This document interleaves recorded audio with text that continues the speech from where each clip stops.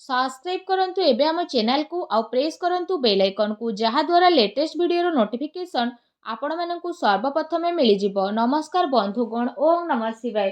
बंधुगण, आजिर वीडियो रे आमे आपण मानकु कहिबु तृतीय सप्ताह अर्थात 15 रु 21 तारिख पर्यंत समय आपणकर किपरि कटिबो, केउ प्रकारर ए सप्ताह को आपण प्लानिंग करिवे, ए सप्ताह आपणकर किपरि कटिबो, विशेष भाବରେ जदि कहबा केउ सब जिनिस रे आपणकु फायदा मिलिबो, केउ सब जिनिस रे आपणकु सावधानता अवलंबन करबाकू पड़िबो, आपणक लव लाइफ, कैरियर, बिजनेस, व्यापार ए सप्ताह रे किपरि रहिबो, ता सहित प्रतिटी दिन को आपण किपरि कटेइबे, स्वास्थ्यर महत्वपूर्ण इनफॉरमेशन मध्ये आमे वीडियो रे आपण मानकु देबु।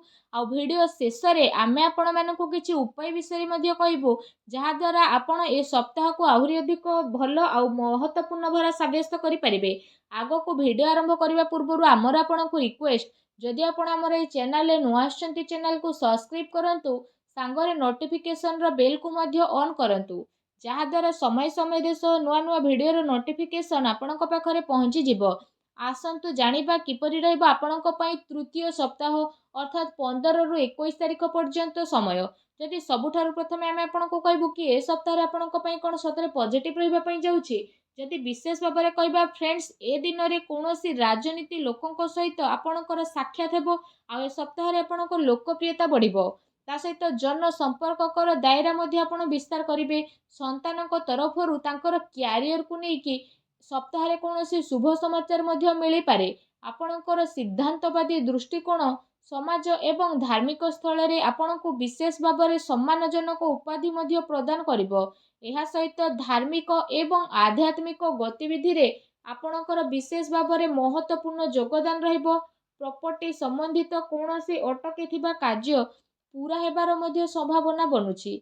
ता सहित ए दिनर समय रे आपणको बहुत भलो स्थिति रहिबो। ता सहित जदि कहिबा भाग्य एवं संतान संबंधित कार्य रे मध्ये सुविधा आपणको प्राप्त होई जिवो।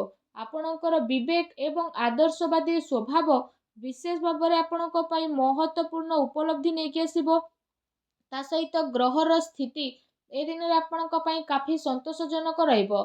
जो लोक माने आपणक खिलाफ रे थिले से लोक माने विशेष भाବରେ आपणक पक्ष रे रहिबे, आ संबंध रे मध्ये आपणकर काफी सुधारता देखिबाकू मिलिबो।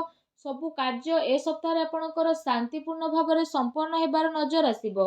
ता सहित भावुकता कारणरू वैवाहिक दृष्टिकोण आपणक काम रे सहायक प्रदान करिवो। ए दिन रे आपणकर सकारात्मक आ संतुलित भावना आपणको आगको बढ़िबा एवं निजर कार्य को सुचारू रूप रे संपन्न करिबारे मध्ये बहुत सहाय्य सहयोग प्रदान करिवो। घरे कोनोसी धार्मिक उत्सवर मध्ये विशेष भाବରେ ए दिन रे योजना बनिबो।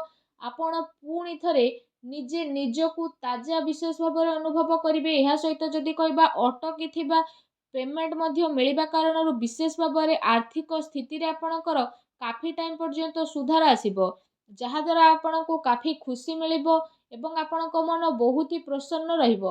आसंतु जानिबा ए दिन रे आपणक पई कोन नेगेटिव रहिबो। कोनोसी भी प्रकारर उधारी ठारू ए सप्ताह रे आपण दूरी रुहंतु। धन लेण देण संबंधित कार्य करिबा ठारू आपण छलना बा धोकार मध्ये शिकार होई पारंती। कोनोसी भी काम करिबारे अधिक भाबी चिंती कि निजर टाइम को लगांतु नाही। एहा द्वारा समय आपणक हातरू बाहरी मध्ये जाई पारे। सामाजिक संपर्क को मधुर बनाई के रखिबार अति आवश्यकता रहिछि, कारण केबे केबे किछि नकारात्मक पुरुणा कथा पुणी थरे मध्ये उठी पारे, जहा द्वारा जदि कहबा आपण निजर मनोबल रे काफी टाइम पर्यंत कमी अनुभव करिवे। निजर स्वभाव को पॉजिटिव बनै कि आपण रखंतु। ए कथार मध्ये आपणको ध्यान देबार आवश्यकता रहिछि कि आपणकर सरल स्वभावर किछि लोक माने भूल फायदा मध्ये उठाई पारंती, जहा द्वारा विशेष भाବରେ आपणक मनर स्थिति किछि विचलित मध्ये होई पारे। अन्यर कथा को सुलझेइबारे आपणकर केते सारा महत्वपूर्ण कार्य मध्ये अटकी पारे। कोनोसी प्रकारर जदि कहा सहित वादा करिसेंती तो ताको पूरा करंतु, नचेत समाज रे आपणकर इमेज बिगिड़ी पारे। आ किछि लाभदायक मौका मध्ये आपणक हातरू बाहर जिबार विशेष संभावना बनुछि। एहा सहित जदि कहिबा देखा देखी प्रक्रिया रु आपण दूरी के रुहंतु। ए समय रे धन संबंधित किछि नुकसानदायक स्थिति मध्ये हेबो, जहा द्वारा जदि कहबा कोनोसी भी प्रकारर निवेश को आपण ए समय रे बाहर करि दियंतु। संपत्ति संबंधित विवादीय मामला रे ଧ୍ୟାନ ରଖନ୍ତୁ କି ଭାଇଙ୍କ ସହିତ ସମ୍ବନ୍ଧ ଆପଣଙ୍କର ଖରାପ ନ ହେଉ। ପିଲାଙ୍କର ଗତିବିଧିରେ ଧ୍ୟାନ ରଖିବାର ଅତି ଆବଶ୍ୟକତା ରହିଛି। ତାଙ୍କର କୌଣସି ଭୁଲ ଆଦତ ବା ସଙ୍ଗତି ଆପଣଙ୍କୁ ପ୍ରୋବ୍ଲେମରେ ପକାଇପାରେ। ସେସବୁକୁ ସକାରାତ୍ମକ କାର୍ଯ୍ୟରେ ଆପଣ ନ୍ୟସ୍ତ କରିବା ଅତି ଆବଶ୍ୟକ ରହିଛି, ଯାହା ତାଙ୍କର ଭବିଷ୍ୟତ ପାଇଁ କାଫି ଲାଭଦାୟକ ସିଦ୍ଧ ହେବ। ଆସନ୍ତୁ ଜାଣିବା ଏ ଦିନରେ ଆପଣଙ୍କର ଲଭ୍ ଲାଇଫ୍ କିପରି ରହିବ। ଘରର ମାହୋଲ ଅନୁଶାସିତ ଏବଂ ଖୁସିଭରା ମଧ୍ୟ ରହିବ। ପ୍ରେମ ସମ୍ବନ୍ଧରେ ମର୍ଯ୍ୟାଦା ବନେଇ ରଖିବାର ଆବଶ୍ୟକତା ରହିଛି। ଆପଣ ଆପଣଙ୍କର ସମସ୍ୟାକୁ ସୁଲଝେଇବାରେ ନିଜର ଜୀବନସାଥୀ ଆଉ ପିଲାଙ୍କର ପୁରା ସହଯୋଗ ମିଳିବ, ଯାହାଦ୍ୱାରା ଆପଣଙ୍କର ଆତ୍ମବିଶ୍ୱାସ ମଧ୍ୟ କାଫି ଭଲ ବନିକି ରହିବ। ଅତି ସମ୍ପର୍କୀୟ ଲୋକଙ୍କ ସହିତ ମେଳ ମେଳାପ ଏବଂ ବୁଲାବୁଲିର ଏ ସପ୍ତାହରେ ଆପଣଙ୍କର ଛୋଟ ମୋଟ ପ୍ରୋଗ୍ରାମ ବନିପାରେ, ଯାହାଦ୍ୱାରା ଘର ପରିବାରର ବାତାବରଣ ଆପଣଙ୍କର ଖୁସିଭରା ଆଉ ସୁଖଦପୂର୍ଣ୍ଣ ରହିବ। ଆସନ୍ତୁ ଜାଣିବା ଏ ସପ୍ତାହରେ ବିଶେଷ ଭାବରେ ଆପଣଙ୍କ ବ୍ୟବସାୟ କ୍ୟାରିୟର କିପରି ରହିବ। ଯଦି କହିବା କାର୍ଯ୍ୟସ୍ଥଳରେ ନିଆଯାଇଥିବା ଠୋସ୍ ନିର୍ଣ୍ଣୟ ଆପଣଙ୍କ ପାଇଁ ବହୁତ ଭଲ ରହିବ ଆଉ ସଫଳତା ମଧ୍ୟ ଆପଣଙ୍କୁ ଅବଶ୍ୟ ମିଳିବ। ଏ ଦିନରେ ମାର୍କେଟିଂ ତଥା ପେମେଣ୍ଟ କଲେକ୍ଟ କରିବା ଯେଭଳି କାର୍ଯ୍ୟରେ ଆପଣ ଆପଣଙ୍କ ଟାଇମକୁ ସ୍ପେଣ୍ଡ କରିବେ, ସେୟାର ଏବଂ ରିସ୍କ ପ୍ରଭୃତି କାର୍ଯ୍ୟରେ ବିଶେଷ ଭାବରେ ଦୂରେଇକି ରୁହନ୍ତୁ।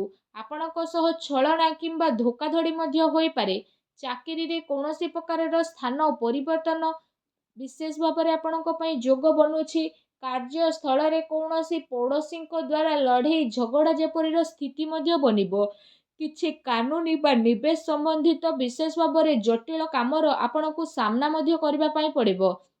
ବ୍ୟବସାୟିକ କାର୍ଯ୍ୟ ପ୍ରଣାଳୀରେ ପରିବର୍ତ୍ତନ ଆଣିବା ଆପଣଙ୍କ ପାଇଁ ଅତି ଆବଶ୍ୟକ ରହିଛି, ଯାହା ପାଇଁ ଆହୁରି ଅଧିକ ବେହତରିନ ପରିଣାମ ଆପଣଙ୍କୁ ହାସିଲ ମଧ୍ୟ ହେବ। ତା ସହିତ ବ୍ୟବସାୟିକ ପ୍ରତିଷ୍ଠାନରେ ଅନୁଭବୀ ଆଉ ପରିବାରର ବରିଷ୍ଠ ଲୋକଙ୍କର ଅନୁମତି ଏବଂ ସହମତି ଦ୍ୱାରା କାର୍ଯ୍ୟ କରିବା ଦ୍ୱାରା ଆପଣଙ୍କର କାଫି ସମସ୍ୟା ବହୁତ ଆସାନୀରେ ସୁଲଝି ମଧ୍ୟ ଯିବ।